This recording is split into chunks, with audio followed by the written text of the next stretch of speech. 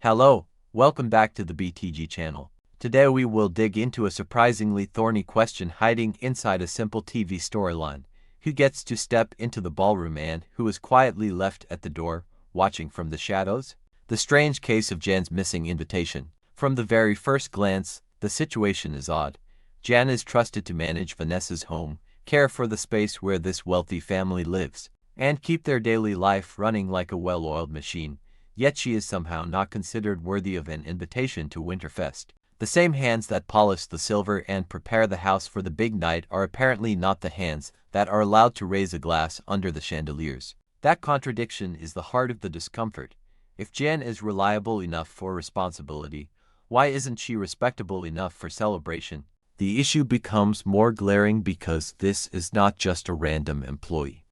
Jan's daughter is best friends with Naomi, the granddaughter of the hosts. In any normal social circle, that level of connection should blur the line between staff and guest at least for one evening, especially a festive one. Instead, the absence of an invitation acts like a quiet reminder that no matter how close the kids are, the adults still insist on drawing a hard line between the people who own the house and the people who clean it. One night, one dress, one invisible wall. What stings most is that this is just one night. Vanessa could easily have said, "Jan, you've worked hard all year, come enjoy yourself, dress up, and have fun with us."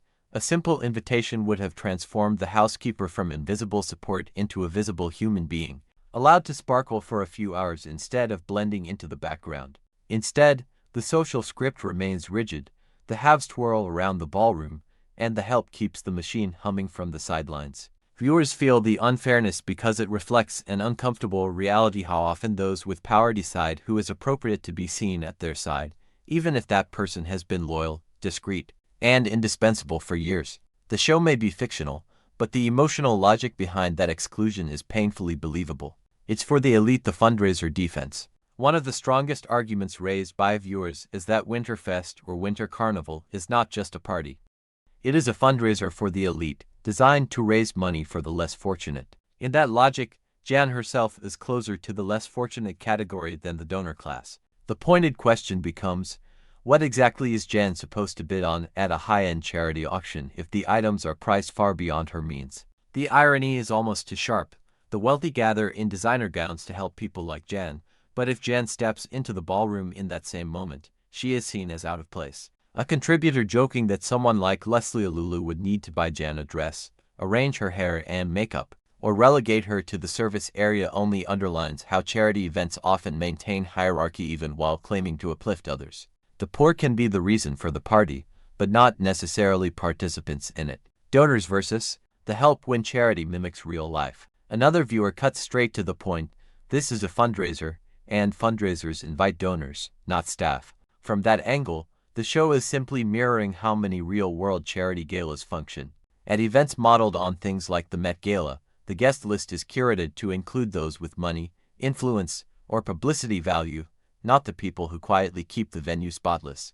In that framework, Jan is a worker, not a benefactor, and the line is drawn by the size of the checkbook. The show uses this structure to feel authentic: exclusive events, high ticket prices, and carefully controlled invitations. But just because it is realistic does not mean it is morally comfortable. Viewers are right to sense that what is normal in elite spaces can still be deeply exclusionary. Naomi, Jan, and the generational disconnect. A different comment suggests that if anyone should invite Jan, it is Naomi, not Vanessa. That idea is powerful because it highlights a generational divide. The younger generation often moves more freely across class lines, forming friendships that ignore status and salary.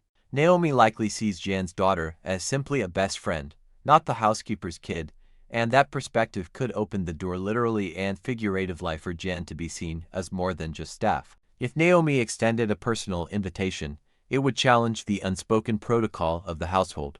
It would force Vanessa to confront whether the lines she draws are truly necessary or simply inherited habits from a world where the help remains invisible. The subtext is that real change often begins with those who are willing to break social scripts, even in small ways like insisting, "If my friend's mom is in this house every day, she deserves to be here tonight." Exclusivity, status, and the Met Gala comparison.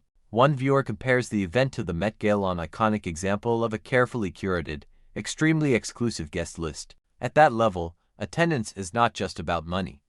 It is about image, influence, and narrative. People do not simply show up, they are chosen, vetted, and often expected to contribute a particular persona or story to the event.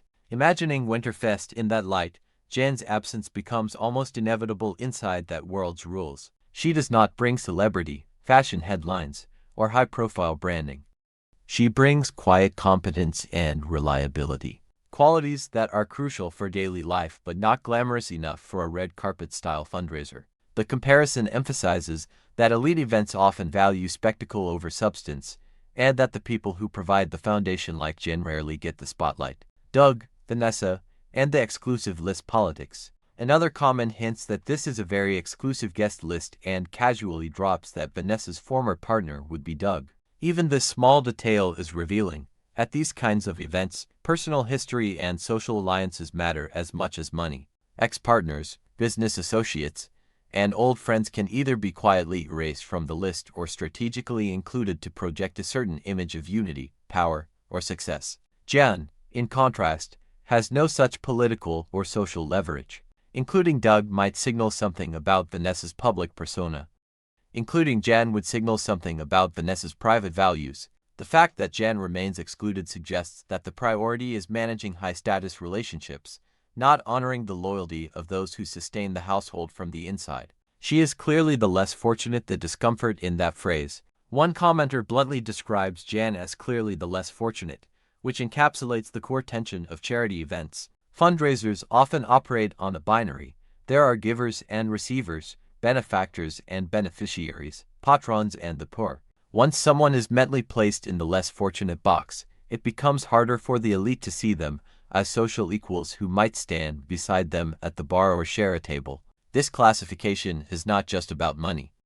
It becomes a subtle way to define where someone is allowed to exist in a social space. Jan can be present in the house, but only in a role that reaffirms that hierarchisming, cleaning, organizing. Crossing that invisible line by attending as a guest would challenge the neat separation between those who give and those who are helped, and that challenge makes many elite characters, like Vanessa, uncomfortable. When realism hurts, it's just TV versus.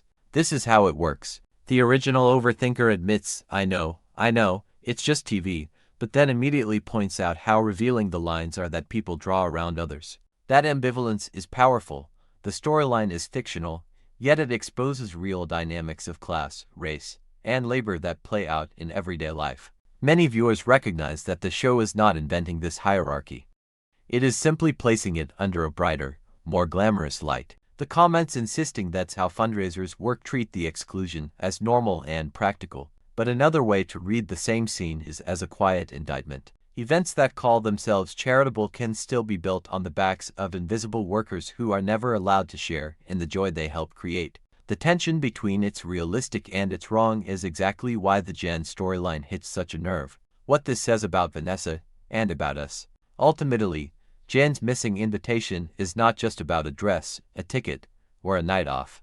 It is a mirror held up to Vanessa's values and, by extension, to the values of the audience watching. If a person is trusted with keys to the house, access to private lives, and responsibility for the family's comfort, what does it say if that same person is considered unfit to sit at the same table for one evening? The storyline forces a simple question.